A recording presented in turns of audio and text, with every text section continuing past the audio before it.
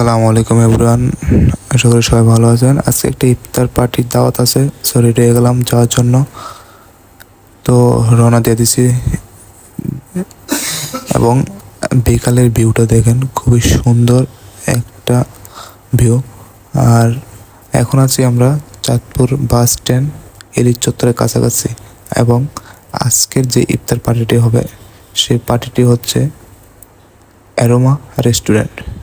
পায়ে রেস্টুরেন্টের কাছাকাছি চলে আসছি আমরা এখন।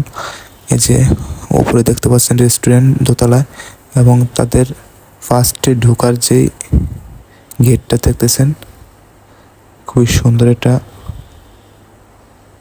দেওয়া। এবং ওনাদের রেস্টুরেন্ট অ্যারোমা রেস্টুরেন্ট ক্যাফে, এবং ভিতরে ভিউটা দেখেন খুবই সুন্দর।